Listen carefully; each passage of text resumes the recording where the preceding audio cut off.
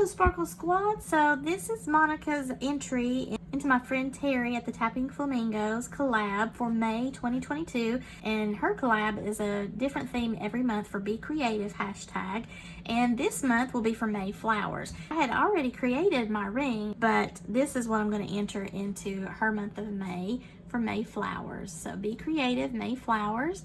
This was something that I wanted to redo for my flower ring that I like to wear in my videos because I didn't like my previous ring on the silver wire. It was not as thick of a gauge, and also I like having my brand colors with the pink and blue there.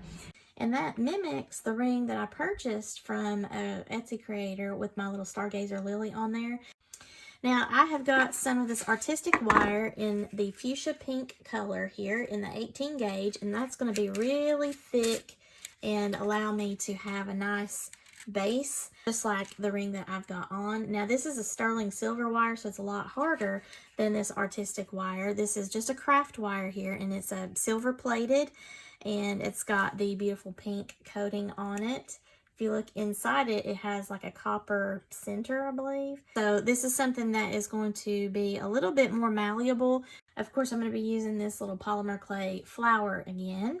And then I've got some tools here. You've seen me use this before. This is my ring mandrel. Now this is the hard metallic one, and I like it, but I actually prefer the plastic one a little bit better, and I don't at the moment know where that is. It's probably still packed up because I don't have all of my jewelry making supplies with me since moving, but I don't like that it's got kind of a sharp edge right here. That can kind of mess up your metal and your shaping on this particular mandrel here, but I mean, I get the job done.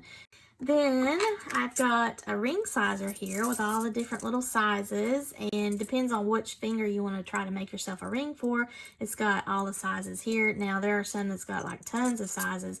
These are just the basic. It goes all the way up to, let's see, a size 13. So as long as you need a 4 to a 13, you're good to go with what I've got here, but they make all sorts of different ring sizers. I've got my acrylic hammer here. It's got a rubber tip and an acrylic tip. That way I can do some work on the wire if I need to smooth it out around this ring mandrel. And speaking of smoothing out, I also have my nylon jaw pliers. I need to actually change out the tips on these. You can see it's gotten pretty eaten up over the years. And the good thing about this particular brand that I have from Beadalon is that I can unscrew this and change out the pads. The nylon jaw pliers are something that you can use to smooth out the kinks. You can see I've got one right here, and if I just work with it a little bit by pulling, I can get that to straighten back out. And sometimes there's going to be kinks that, you know, they just don't want to come out, or if you're in my case and your pads need to be changed out because they've got gouges, you know, you might need to do that. But you can see it's already a lot better. With each pass that I'm making, though, it does work hard in the wire. Now, it doesn't mar up your coating if you're working with this colored wire here, so that's something to keep in mind. But this will save you from having to waste a piece of wire, because sometimes it'll come out, like the smaller gauge wire will be okay if you just use your fingers, but then other times, like this 18 gauge wire is a lot thicker, and you'll want to use your lovely nylon jaw pliers to get that smoothed out. So there's that kink is gone. Other tools that I will need in order to work with this are my flush cutters, and this is by Vintage. I have a Xuron pair and just a regular bead landing pair. I do tend to like the Vintage the best so far because it stood up well to stainless steel, like cutting some jump rings, which my Xuron pliers did not do. And the bead landing pliers kind of wiggle on you. These, whatever this is made of on the handles here, are very sturdy, and it doesn't want to move around on me as I'm trying to reposition. So I really like Vintage. This is flat on the back and allows me to get a nice flush cut on the wire. These are my round nose pliers, and I'll be using those to do some of the spiraling effect like you see here. This is flat nose pliers, and I may use these to be able to hold something stationary as I'm trying to maneuver what I'm doing. Then I have my trusty bent nose pliers here, and I may not have to use these, but typically I will use that for the action in the movement of the wire. So there's all my little tools. Because the wire has not got the pink coating all the way through, it does have the copper exposed there. I will not want to do any huge amount of filing on this because that will just remove the very bright pink color. So that's something to keep in mind. If you have this available in the wire that's colored all the way through, you won't won't have to worry about that. Like the video that I made of my hoop earrings, my rose quartz and black spinel with the garnet hoop earrings with the supplies I got from Victory Gems and Beads. I will link that below. I had a very light pink artistic wire, and that was all the way through. Now, I do want to use a piece large enough of my wire so that I've got room enough to maneuver. I am just smoothing this wire length out here. Now, this particular ring, I believe when I made the previous version, I used like 9 inches of wire. I think I'm only going to use maybe 7 inches here.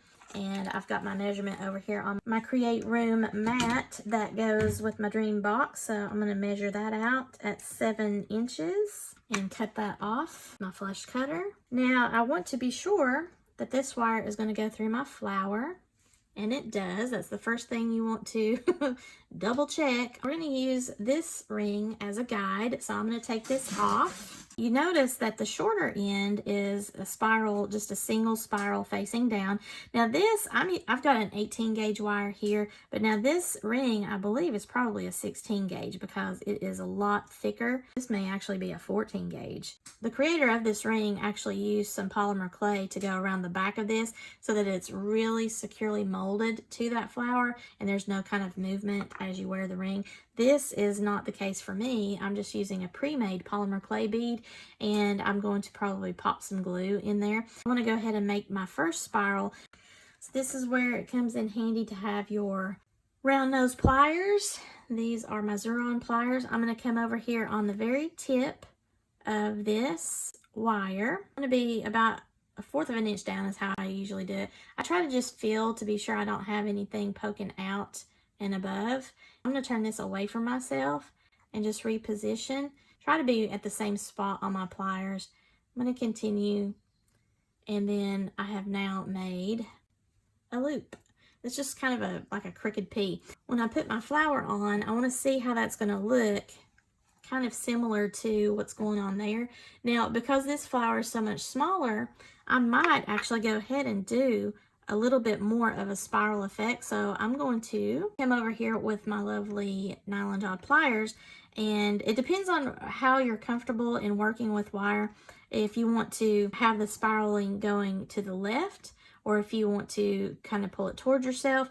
I like to be on the back end of my spiral so that I can push the wire in order to create what I want. Since I am going to make this more of a spiral, I'm going to come in here and trim off a little bit of that and make a smaller center with my round nose pliers. Just going to get that and kind of make a smaller loop. That way I can do the spiraling the way I want. Now, because of the way that I cut that with my flush cutter, it goes right up against there and there's no pokey bit going to come out of that. You can see it's a lot more dainty. And then I'm going to come on the back side with my nylon jawed pliers and then continue to make a little bit of a spiral. That way I have a little bit more sticking out, so to speak, that mimics what's going on here with this flower. Come over here on the back, and I'm trying to grab this to where it doesn't want to release the spiral. So I've got the back end, and again, where this is so chewed up, I've got a little bit of problem. I could probably come right here because it's less chewed up here. So I've grabbed this back, and then I'm just going to push with my left hand to kind of shape it. Reposition, push a little bit, keep doing that until I get a little bit more spiraling effect here. Now, I'm not looking for any kind of harsh bends. I'm just wanting to have a little bit of a spiral. Okay, so now that's kind of cute. I like that. It's not overly spiraled. And now when I put my flower on, yeah, so now that kind of comes out and you can see it. So I like the look of these when it kind of looks like it's a little vine or something, like a curlicue of the flower. If you want this to be a little bit more out, then you'll want to spiral just a little bit more so you've got more of a spiral going on. But I think I am good with this. Now it's going to be hidden that way, or if I turned it up, it could be like this. Now, if it's like that, it's going to be different looking on my finger. So I think I'm going to keep it at a downward look there. Now, I can also then take my right thumb and just slightly make a bend here so that it stops the flower from wanting to move and take over the spiral that I just made. And I mean, it's gonna still kind of want to slide that way as I start maneuvering everything, but I can reposition this as I want. Now, I had it previously sized at about a 9.5. So when you start doing one of these rings, if this was something that was going to be a wrapped ring, it will tighten as you wrap the sides of the ring, and I'll put a picture in here of one of my other rings so you'll see what I'm talking about. This, however, is going to be totally different because it's an adjustable ring. So my flower is going to kind of maneuver around on this wire freely depending on how much I've bent it. I don't have a smaller wire to hold it in place. Instead of putting glue into the center of the bead to keep it from moving around on my wire, I could take a really small gauged wire, and I think I do have this fuchsia pink in like a 28 gauge, and just, you know, do a couple wraps on either side of my flower. That way this would not move around and it would be hidden because you wouldn't really see it. But I'm going to just put this on my mandrel, and I want to do this at a 9.5 just so that I've got a lot of room here for whatever finger. And I like to wear these for my videos, so I like to put that on my pointer finger, and I have, you know, chunky fingers, y'all. Now again, because it's adjustable, if I wanted to move it over, I could do that. My ring finger here is a lot smaller. I think this is a 7.5 or 7.25, and I can adjust that down still by using the same ring. So it's just going to make the spiral go further up the finger. And then of course I can change that, you know, to whatever finger I've got. Pinky, probably not so much because it would just be a little bit too much bending. Okay, so again, because this has this kind of edge here, I don't want to mar up my wire as much as possible. So I just want to look over here at the 9.5, and I'm going to put flower in that spot and hold it. I'm going to push that spiral down onto my mandrel. The flower is going to kind of keep this up a little bit, and then I'm just going to lightly and gently pull this around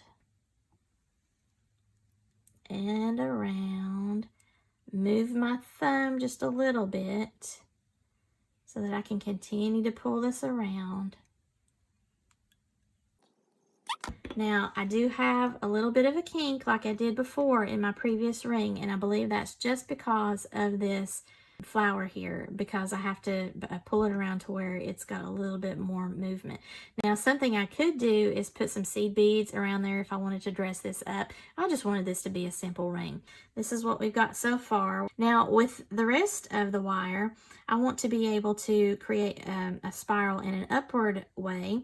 So I want to pull my wire back out with my fingers, and you can see the curve just sort of gently goes up and spirals. I don't really need the rest of this wire. About here is where I want to start going up and spiral it over. So I think I'm probably going to cut off some wire about right here. I'm going to take this off my finger. I'm going to cut right about there is where it's going to need to go at an upward angle. I'm just moving this with my fingers here. I can see now the shape, the spiral shape that I want to be right in here.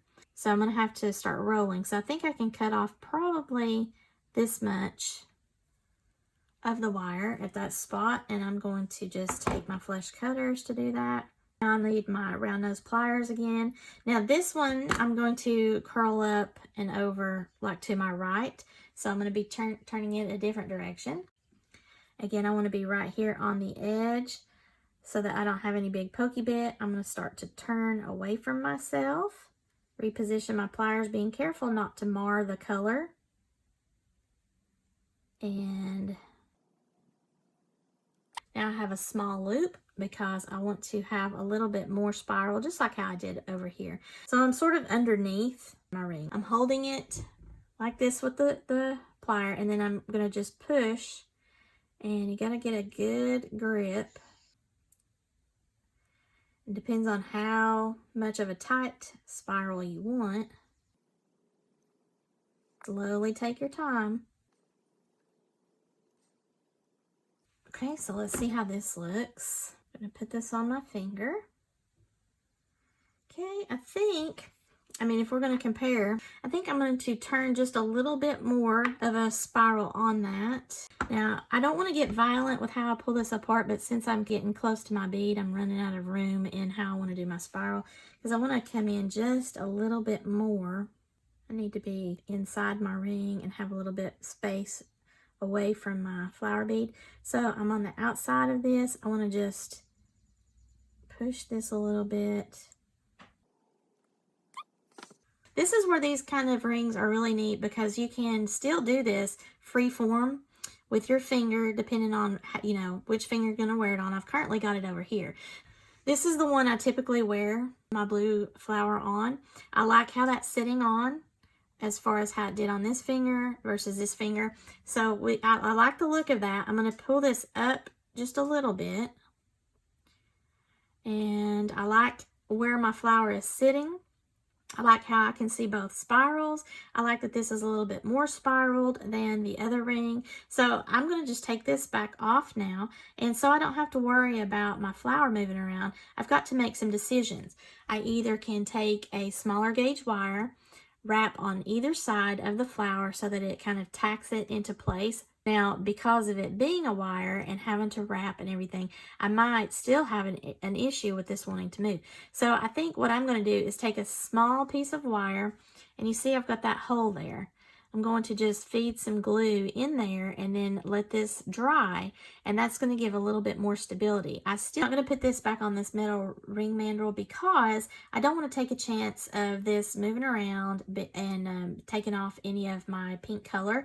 And really, I was just using this to do a roundness from the very beginning. I don't need to do it in the way that I would a traditional wrapped wire ring, and tightening it up and making sure that I keep it around the size that I want. Now, if you're making those wrapped rings, I've got videos on some other wrapped rings that I did that will show you what I'm talking about. But as you use the smaller gauge wire to wrap around the sides and it tightens up your ring, that's where these sizings are going to become very important on a ring mandrel, because you want to start like about 1 inch bigger than the size you actually need, because as you tighten these up, it's going to tighten it and it's going to make the ring a smaller size. So if you wanted to have a 9.5 ring, then you would actually need to be down here on a 10.5. And as you're wrapping the sides, it's going to tighten it up and make it around that 9.5 size, because you lose about 1 inch in sizing on those wrapped rings. So this is a different one that I'm used to. I have used E6000. I've used Dazzle Tack. It's more of a goopy glue on those two. This is jewelry and metal glue from Aleene's, and we're about to find out how instant adhesive it is for the jewelry and metal, because I've never used this before.